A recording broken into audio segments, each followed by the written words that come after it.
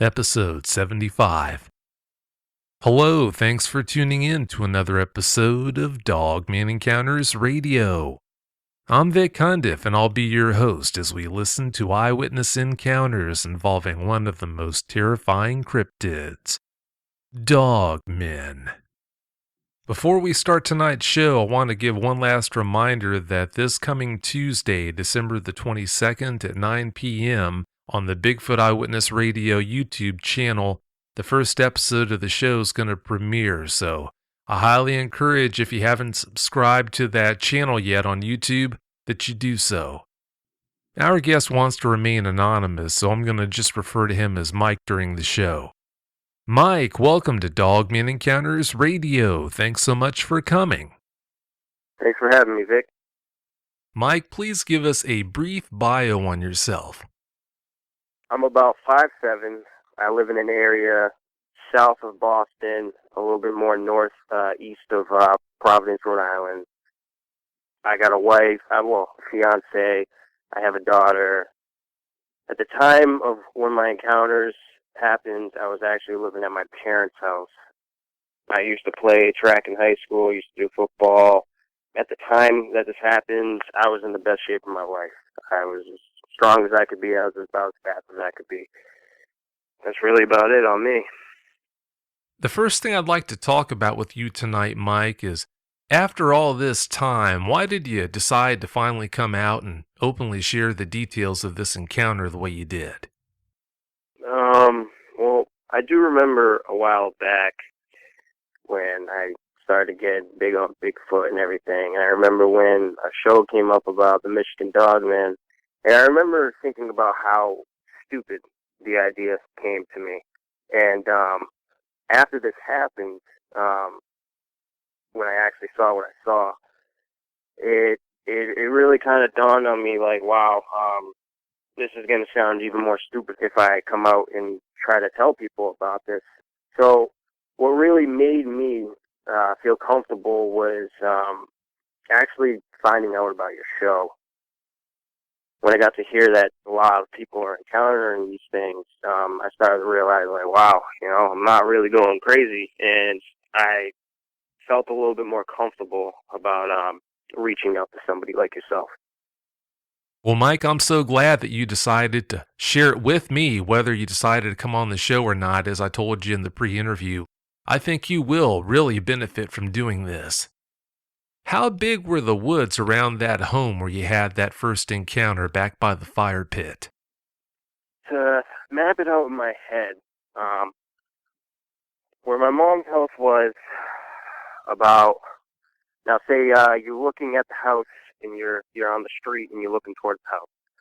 So to the right of it, I'd say it was probably about 200 to 300 feet of wood between my mom's house and the neighbor's house to the right.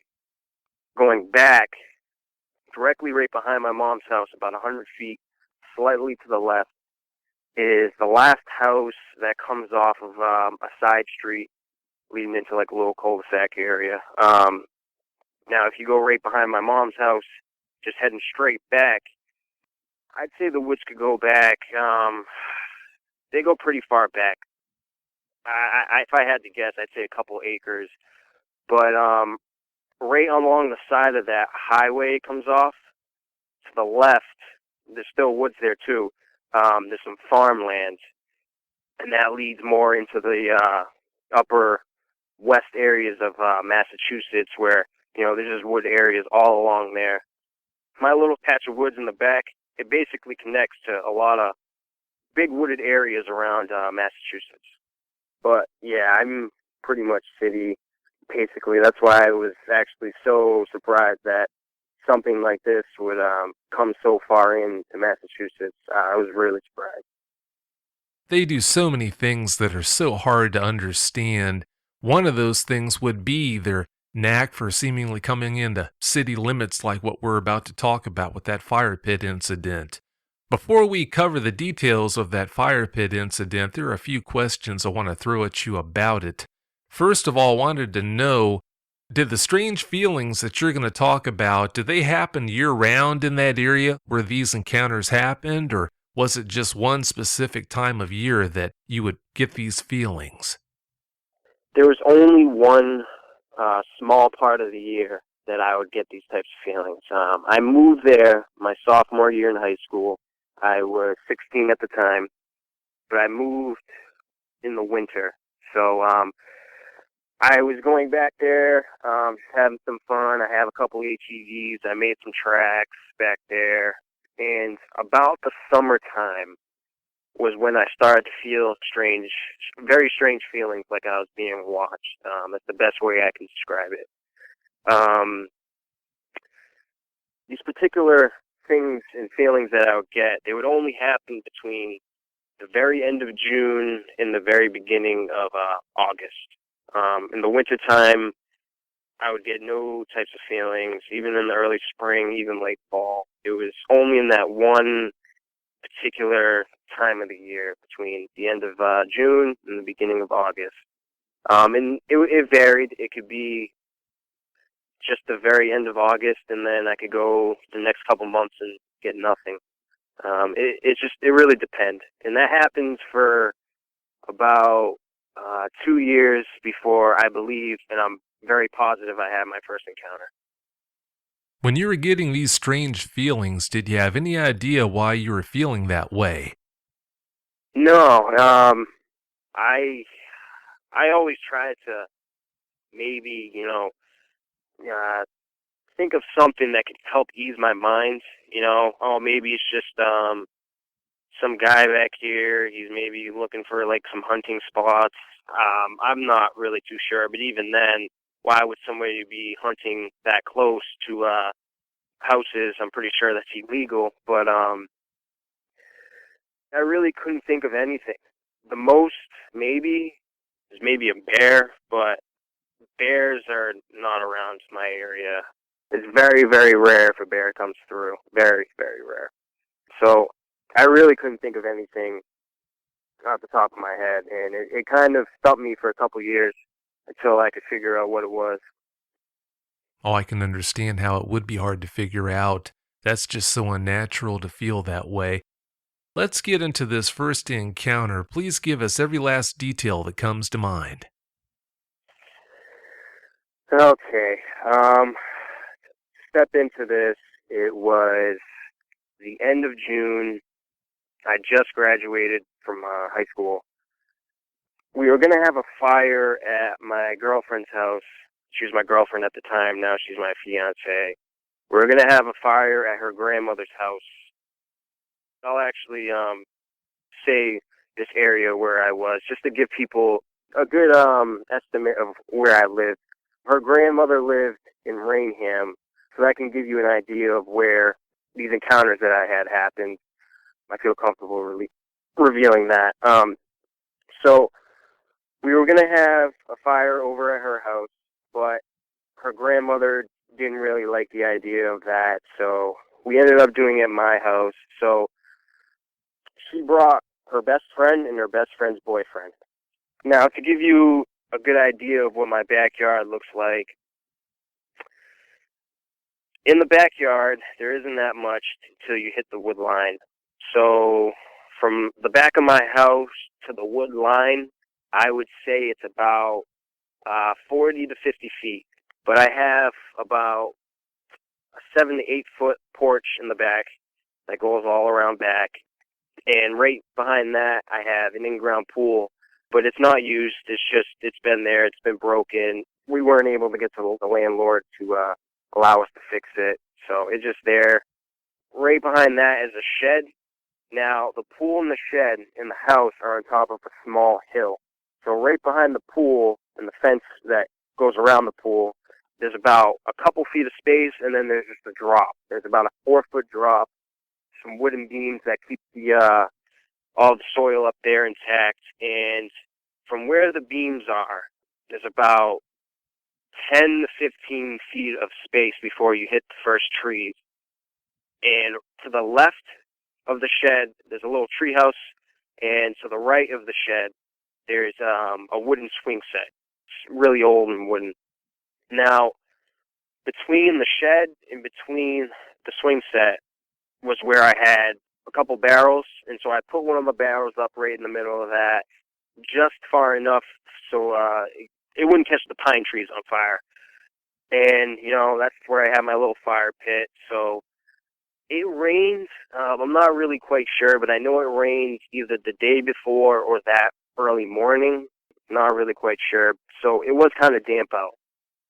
So I did go around, tried to get as good a firewood as I could get, as dry as I could get it at least. And I knew I wasn't going to be able to just do this without any type of gasoline or anything else, like cardboard or something to help get it going. So I got some gasoline. We were all hanging out back there. We got a couple drinks. Yeah, we were young, We were just being kids.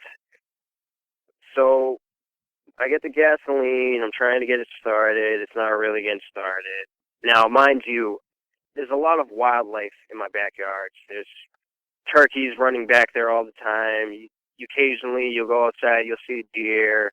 There's so many types of birds back there. Crickets. I even got some frogs and toads in my pool because, it's never used. So that night, it was very loud with activity. You could hear the birds chirping away. I mean, the birds go all the way till the morning. They don't stop. You could hear the crickets. You could hear the toads in my pool. No moonlight, so it was very dark outside. Before I continue on any further, I want the listeners to get a better view of the wooded area right behind where we were standing.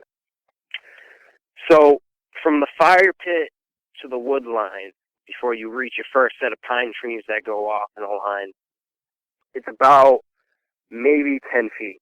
And right next to those pine trees are some pretty large rocks, a couple feet off the ground.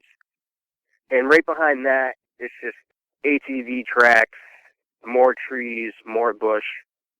When you go right about 30 to 50 feet, that's when you get more bushes and you get more thorns. There's just a lot of thorn bushes over there, just so much. And that's to the right of the swing set.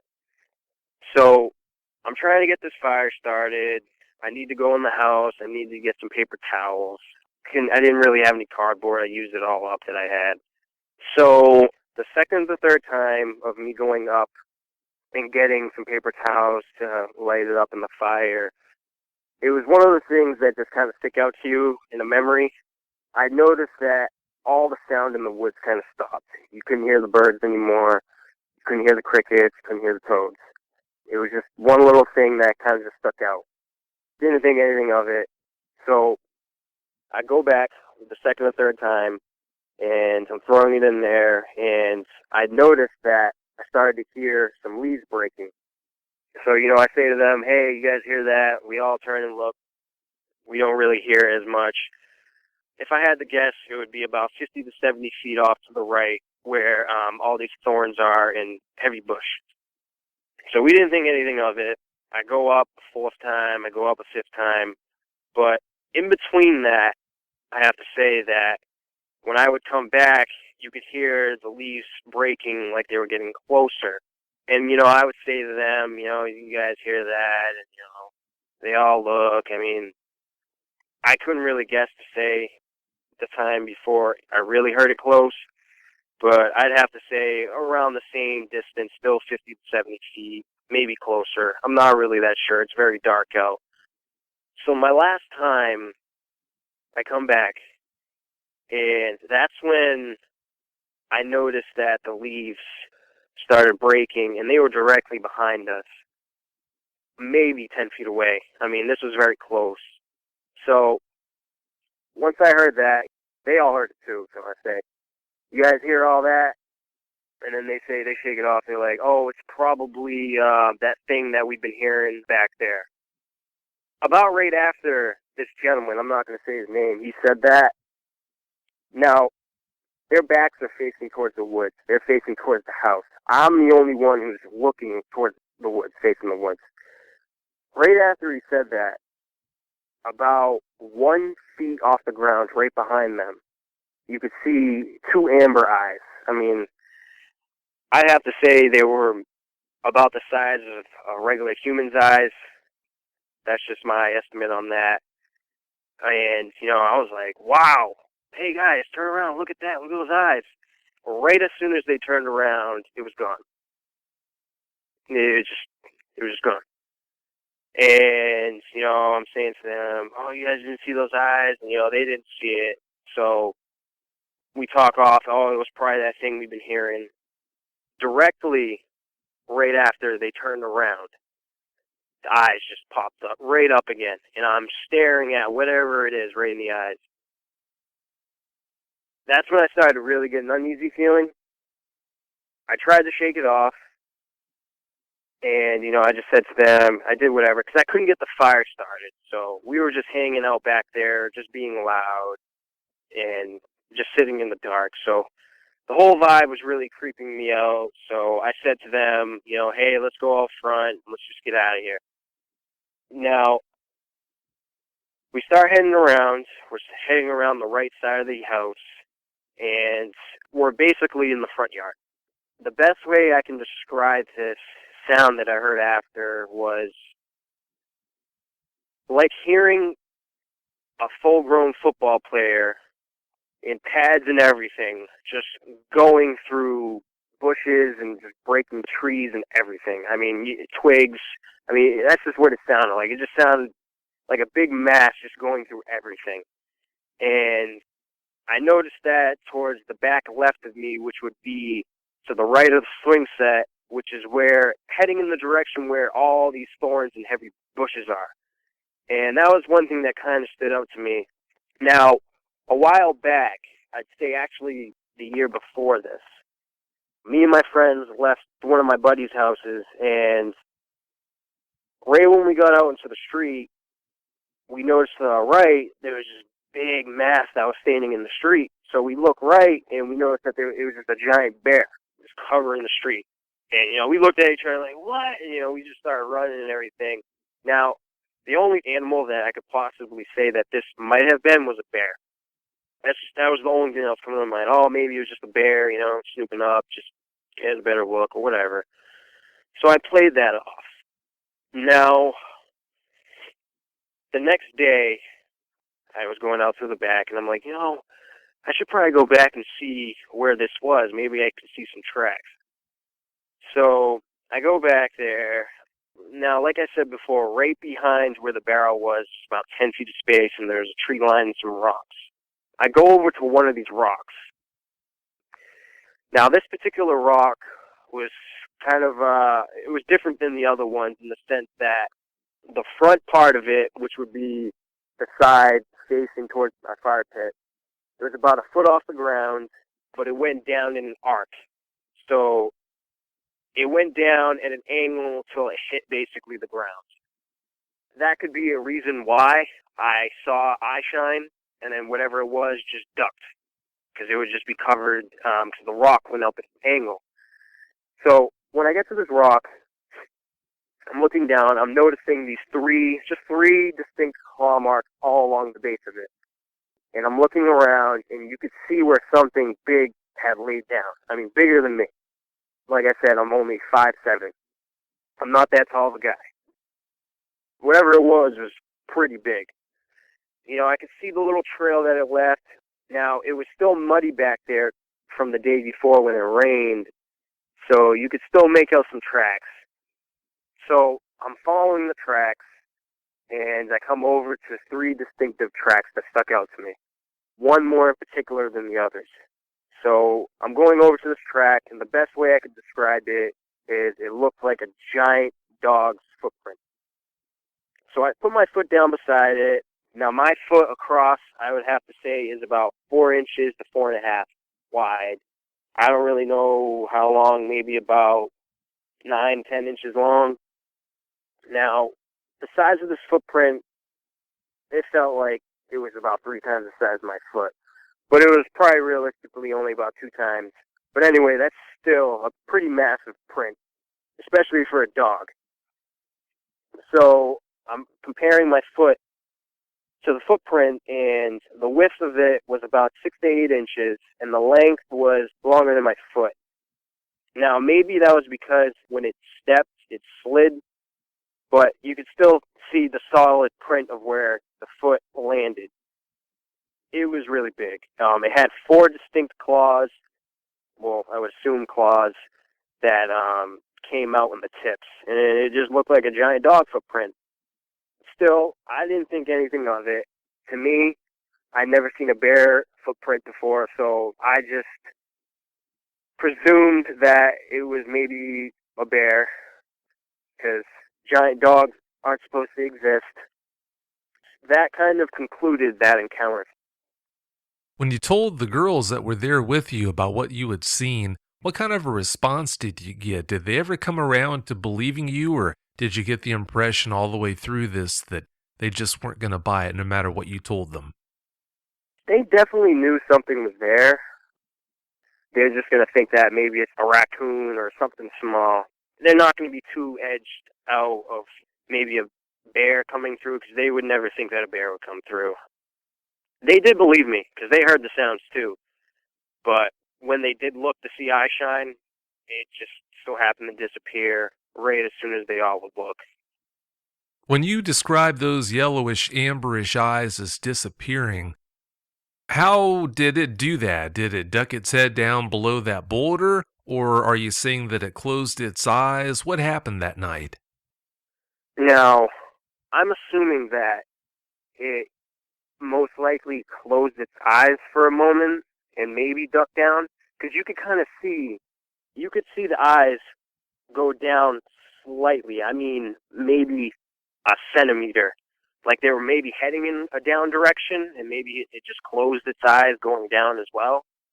That's maybe the best thing I could think of what happens. But yeah, that's really all I can really think of what could possibly have happened. If it was that dark out that night, and if we're talking about a black creature, I guess it would be hard to make out much in the way of details as to what was exactly going on, so I can't blame you for not being able to tell. One thing I should also explain too, those pine trees, from about 3 feet up, the branches start coming out. I mean, these are pretty thick and heavy branches. So if something were to be standing behind there, whatever it is, it's not going to be able to see through those pine trees. It's going to have to go down on the ground and look right underneath the base of it. That's the only way anything would be able to see us. So it would make sense that it would have gotten, whatever it was, which I know now, which it is, would have gone down on all fours and laid down and looked through underneath the pine tree.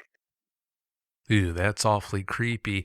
Well, moving forward, Mike, let's talk about this second encounter that you had. How long was it between this first encounter that you just were talking about and the second encounter? It was about a year later, almost exactly. It was about the very end of July, but I want to say it was about the first day of August. So it was about a year later. Let's get into the details of this second encounter. Please give us every last detail that comes to mind. Okay, it was around 10 p.m. at night. Don't know specifically, but I was going out to my girlfriend's car for something. I can't remember if it was something for me or for her. At the time, I did have a dog. It was my sister's Shiba Inu, and basically, to give a description of what it would look like, is basically a small husky, or maybe a German Shepherd. It's just a small version of that. A little bit bigger than a Chihuahua, so, he's a pretty cute little dog. Now, I did notice when I was about to be heading outside that he was looking out the door, and he was kind of acting a little antsy that night. Didn't think anything of it. So I step out the door, and to this day, I don't know why I didn't turn on the garage lights. I don't know why I didn't do that. So I step about 8 feet away from the door. I go down the little steps to like the little front porch, and I'm going along the pavement, little sidewalk that leads to the driveway. Now, the driveway probably goes about 15 feet across. Not really exactly sure, but from where I was standing, about 10 feet away was my dad's green truck, and about 15 feet away was this trailer that he had right there. And from where the trailer was it kind of went down in a slight little hill to where the tree line was. Actually, I should say where basically all the thorn bushes were, because there was a lot of thorn bushes back there. And right in the middle of the thorn bushes, about, if I had to guess, I'd say another 15 feet from my dad's truck, his trailer, I should say. I cut a little path through there so that way when I mowed the grass, I could get in there and I could just dump it out in the woods right there. So there's a nice little path right there, and once you go through that path, you go right past all of the thorns, and it's just open woods from there on. Right as soon as I stepped out, about 8 feet from the door, I stopped, and the feeling I would always get from being out in the woods and just being out in the trees and everything came over me again. But this time it felt so much more powerful. I could just feel myself, the fear just screaming inside of me, and I didn't know why. In that moment, literally as I'm about to turn my head to the left, I hear this very low-tuned growl, and it pierced me so hard. I could almost literally feel it shaking my ribs. It was just, the bass behind it is the best way I can say it, is the bass that it had. It just hit you. It just hit you hard.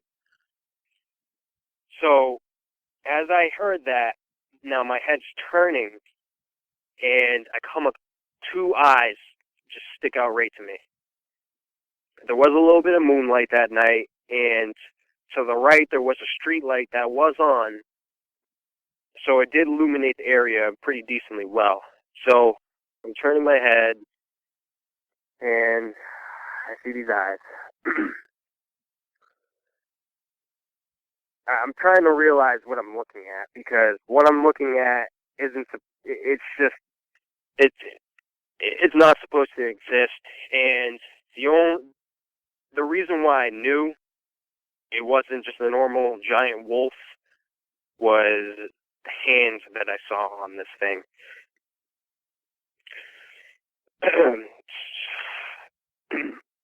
Sorry, it's just I'm just starting to get a little wary again. Okay.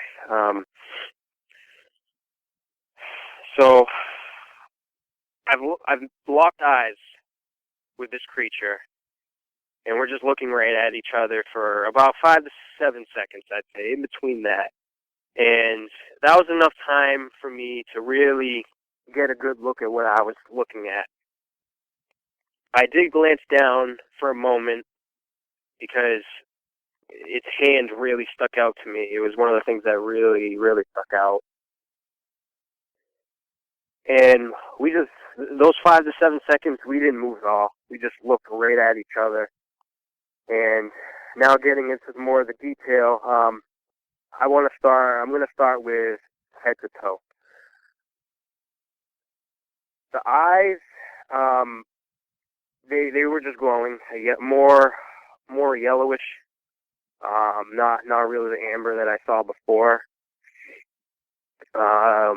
It had the muzzle about as long as maybe a German Shepherd, no longer. You could see the black nose, and you could see where the hair stopped around the nose. The whole face was covered in hair. It basically got bigger around the neck, kind of like a lion's mane. It was bigger around the neck area. You could see the two pointed ears, and one of the big things that stuck out to me also was its teeth. It had really big canines, and you could see that it was, I don't know if it was maybe trying to show its teeth, but you could see that where it's right where the muzzle was, the lips were kind of wrinkled up a tiny bit, and that really did freak me out even more. Going down more to the shoulders, the best way I could describe the way the muscle tone in the shoulders and the body build of this thing was a bodybuilder on steroids. That's really the only way you can describe it. Just go look up your classic bodybuilder that's, one of the biggest in the world, taking steroids and just constantly in the gym every day of their life, just nonstop every day. Now, mind you, this thing was also covered in fur, but you could still see the muscle on it. It was just that defined and that big. Going down more, it got more darker towards the bottom of it, but the right side of it, actually I should say the left side of it, I'm looking towards the right side of it. So the left side of it was illuminated by the street light more. And it had its left hand on the ground. Its left leg was on the ground as well. Both legs, from what I could tell, were both on the ground. More in like a sitting position. You could see that it was definitely crouched. I've had time to really think about it, and it's kind of when you have memories, triggers more memories, and that triggers more memories, so you're able to remember more detail. I was also able to see that its leg resembled that of a dog leg. It went down where the knee was, but at the same time, where you think the knee would be, it would also be in another area, so it kind of looked backwards, but it was crouched. The legs were also pretty muscular from the fuzziness of memory that I do have. And the only appendage that wasn't on the ground was its right arm. The best stance that I can possibly give for people to get a description of what exactly basically I was looking at was, in the beginning of your shows, you have a Dogman that's kind of got all three of his hands on the ground, but he's got one up and he's kind of howling. That's kind of basically the stance that it was in, but just looking just right at me. So, getting more into the detail of this thing's right arm and hand, another good way that I can kind of say what it looked like was also in that picture. It kind of looked like, almost like a deformed, but longer hands, like where your palm would be. It was longer, and the fingers were very abnormally long. You could see the claws as well. I'm not really sure how long those were, but the fingers were really, really creepily long.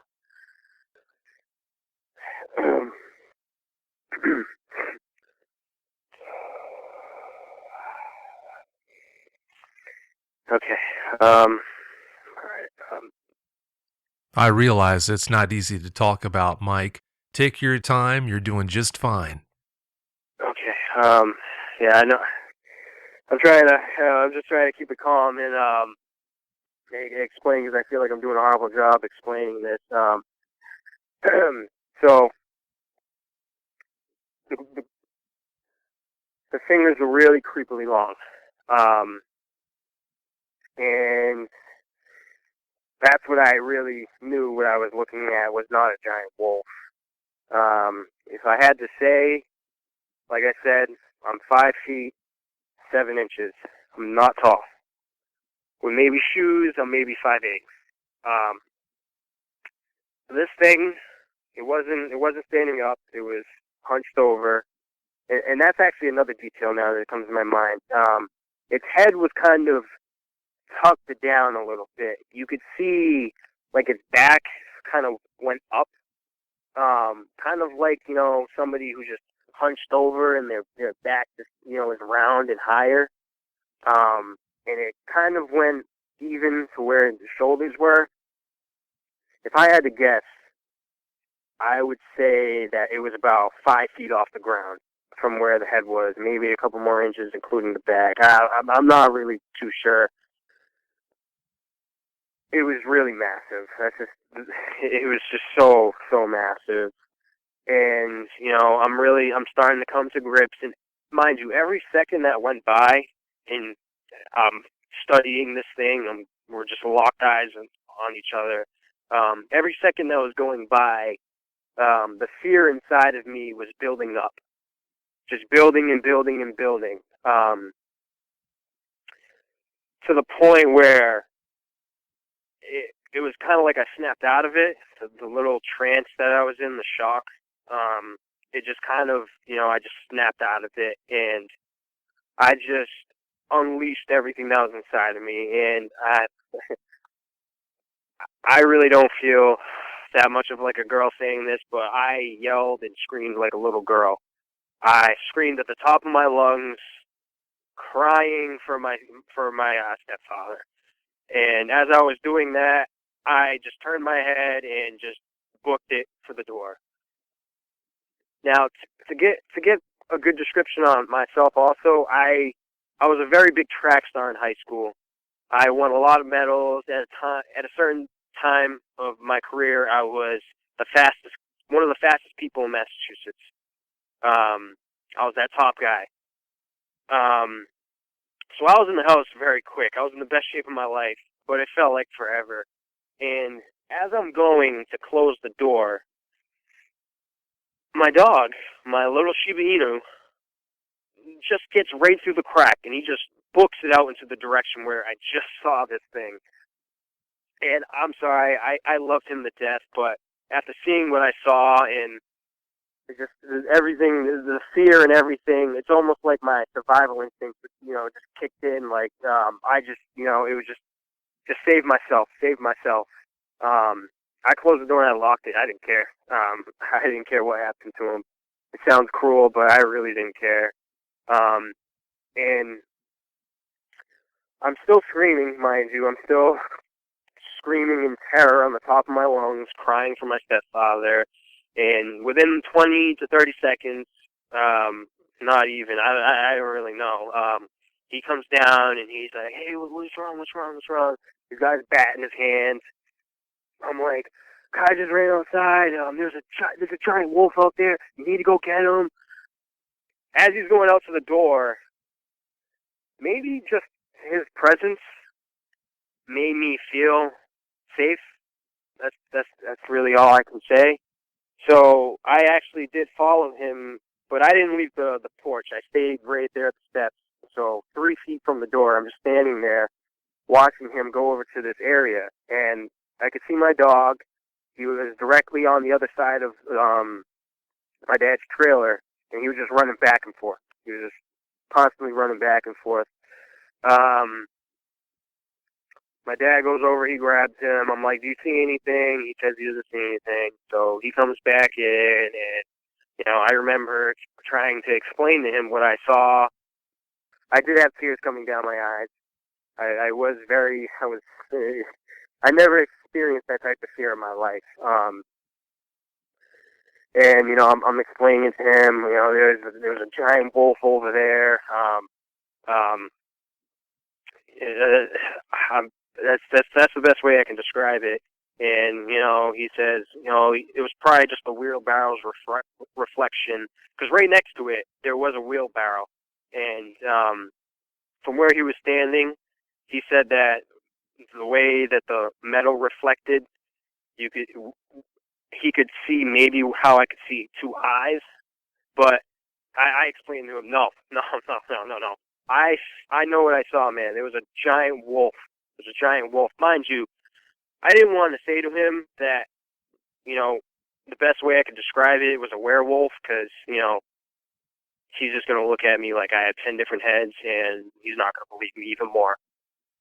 So we kind of just left it at that. I went upstairs. I didn't get any sleep that night. I didn't sleep good for about a whole week. And, as time went by, I kind of just came to grips that happened, but I just tried to close the door, just, let it just be in the back of my subconscious mind, and it just stay there. Just, casually as I go on with life, just forget about it. And that's what I did for a few years. Earlier on in this interview, you mentioned the fact that you felt like you're doing a bad job talking about this encounter. If you think about it, when you're talking about something that's so traumatic, how could anyone be at home and at rest when they're talking about something like this? You're doing a great job. You're just doing the best you can talking about something that's so hard to think about and relive. I think you deserve a lot of credit for coming forward and sharing these details. Please don't be so hard on yourself. I appreciate that. Well, the truth is the truth. I'm just glad that you're coming forward like this and sharing these details because I'm so convinced that you are going to benefit from doing it. That's why, in my opinion, it's such a good thing. As far as the particulars of what you saw that night would go, I know you said it wasn't standing up tall, it wasn't standing up straight, but if you had to guess from what you saw, how tall do you think this thing would have been if it would have been on two legs and not stooping over like that? Well, if its legs were even half the size of its arms, I'd say it could easily stand up for around between 8 to 10 feet, easily in between that range. It was just so massive. It was unlike anything I've ever seen. It was just truly ginormous. Yeah, it does sound like it was quite the specimen. For you to handle it as well as you did, you deserve a lot of credit because a lot of people would have just melted right into the ground on the spot. Through all this, was that Shiba Inu ever injured, or did that dog make it out unscathed? Oh yeah, he came right back in the house right after my stepfather grabbed him. Now that I think about it, I don't think that he saw what I saw. I think after I screamed and I turned, I'm assuming that this thing just took right off into the woods, right where that area where I was saying earlier, where there was a little opening where it could just get right through the thorns. I'm assuming that's exactly what it did because he ran out there and, he was just running back and forth. I don't know, maybe he could still sense that something was around, but if he saw what I saw, he would have turned around. He would have been back in that house before I could have been. I tell you, he would not have been out there as brave as he was. And I should say that he is a brave dog. He's come across, well, what we call them around over here is we call them puffer cats. It's like this. It's kind of like a rodent. Not I shouldn't say like a rodent. It's kind of like a weasel, but on steroids, and they just tear into everything, and they're the best way I can describe it is kind of like a Wolverine. They kind of look like that. Maybe that's what they are. I'm not sure. But he's stared down these things. He's gone toe to toe with these things, and he's not scared. And these things are very ferocious. So he's known for having that temperament. He'll just confront whatever it is. He doesn't care. That's kind of what his breed is. That's what they were bred to do. So, he's just, oh, there's something out there. He's scared. I'm going to go out and I'm going to go get it. That's basically what was going through his head, I presume. He sounds like he's pretty fiery. He must be to take on things like that. Yeah, like I said, I just don't think he really understood what he was going out there to confront. Oh, I'm sure he didn't understand that much, but thank goodness he made it out of that without a mark on him. You mentioned it wrinkling its muzzle the way it did to show its teeth, but as far as its body went, am I to understand that it was pretty much motionless through all this, or did it move from what you saw? The only movement that stuck out was its lips. Like, basically when a dog is growling and showing its teeth, it'll like its lips will kind of shake a little bit. And the fingers moved a little bit. But other than that, it was motionless. Seeing that thing was bad enough, if it would have made a move towards you, I can only imagine how much worse it would have been for you to deal with what happened that night. As far as dealing with it would go, though, Mike, you told me in the pre-interview that you recently told your fiance about those encounters. How did she respond when you told her about this? She is a very religious woman. When I started to tell her about it, actually, I started out with when we were hanging out on the fire and everything, and I never really explained it to her that much, and I never told her about when I went back there and I saw this giant track where something massive was laying down right behind us, and I didn't even get finished telling her that, and she was already starting to get creeped out. She's like, whoa, Mikey, where are you trying to go with this? But after I did tell her what I did see, and I explained to her the best thing that it could possibly have been, she does believe me, and I appreciate her so much for listening to what I had to say to her. It really did help a lot because, you know, if I was talking to my buddies about this, they would laugh at me. This isn't Monster Quest. This is real life. When you have someone like her who's so big of a part in your life that you can share the feelings that you've got about these encounters you've had, it helps so much. I'm so glad that she's there for you and she responded the way that she did. That's just so good to hear about. Yeah, I'm very thankful for it. But she definitely doesn't want to go out and have any more fires at my mom's house anymore. Not like that would happen, but she definitely, all that is out the window now. Oh, I can understand that. I don't blame her at all.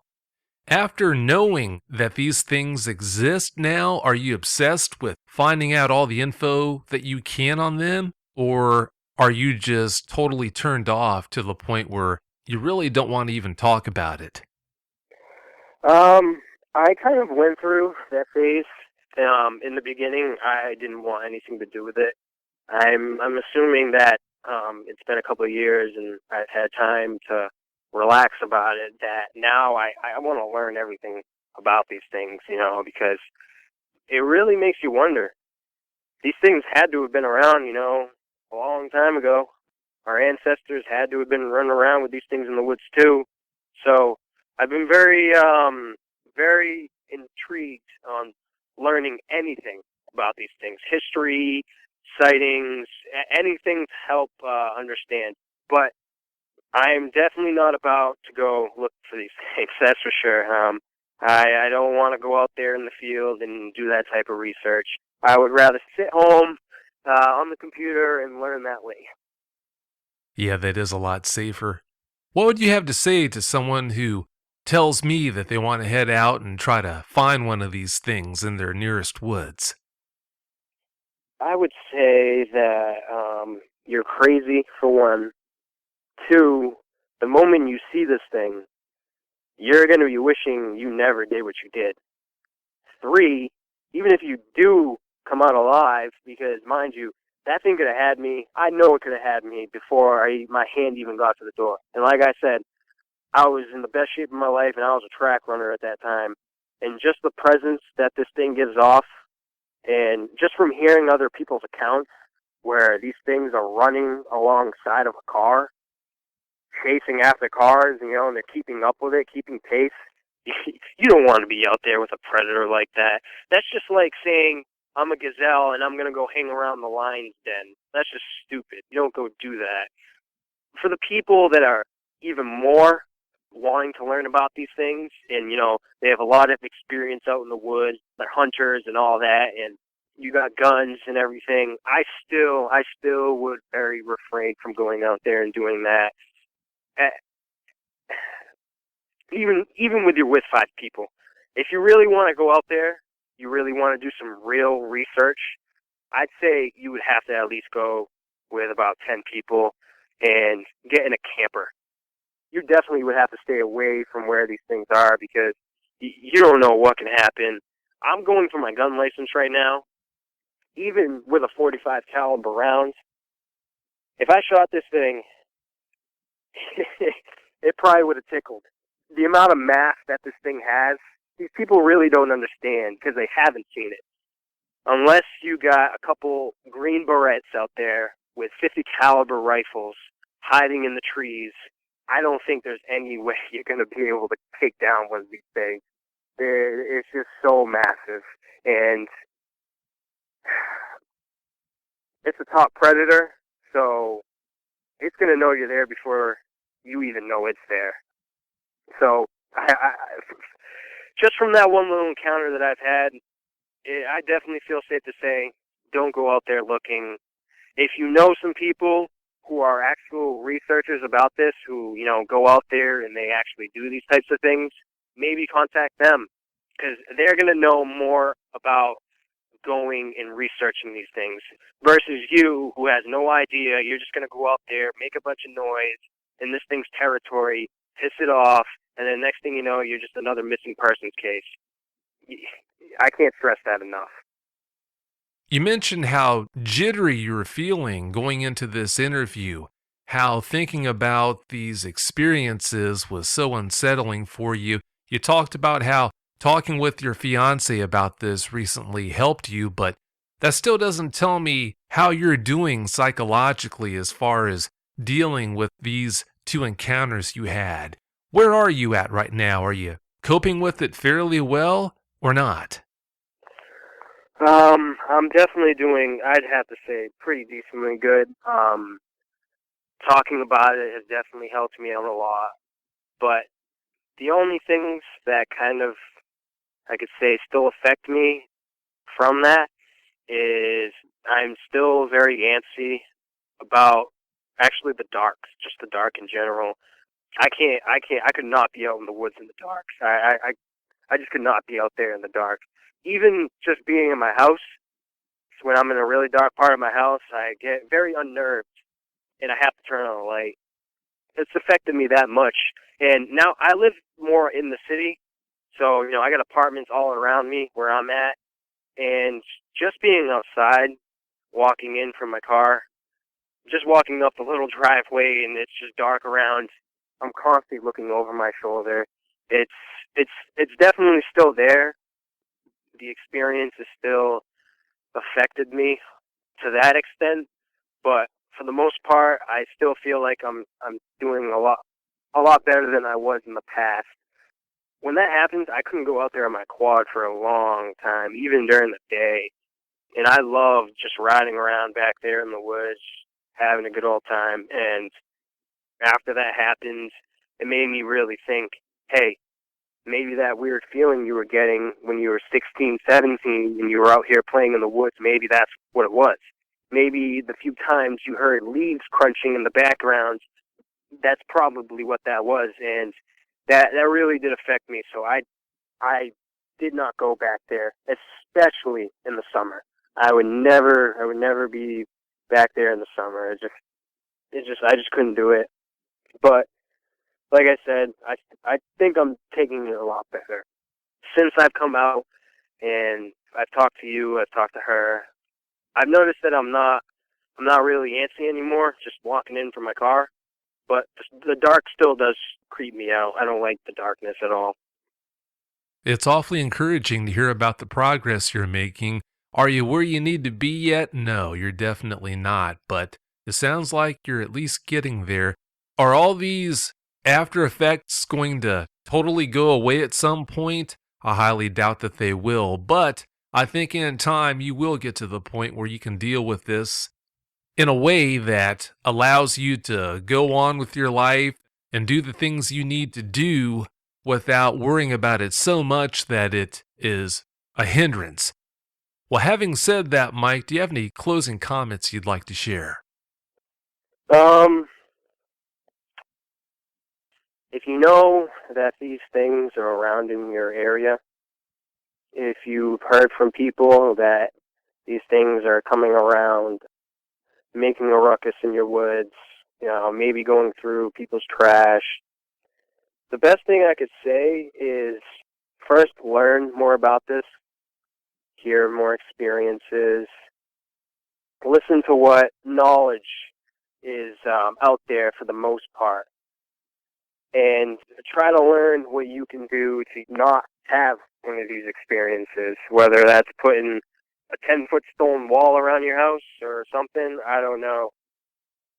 But if you know that these things are happening, please don't go out there looking for them. That's just one thing I really, really, really have to stress. Because I know there's some people out there that just really don't think. You do not want to see this thing up close. If you really want to go out there and search for something, go out and look for Bigfoot. From what I hear, from the encounters, of all the reports that I hear, they're a lot less likely to charge at you and take off your head versus what I saw that night. I really can't stress that enough. And if you have had an encounter, even close to the city where I have, it's not unheard of. So if you're listening to this right now, all I can say is that there is a community out there that is willing to listen, and you can be unanimous about this. One thing I can say is that holding it in really sometimes doesn't help at all. From my point of view and from my own experience, coming out and talking about this has made me feel a lot better.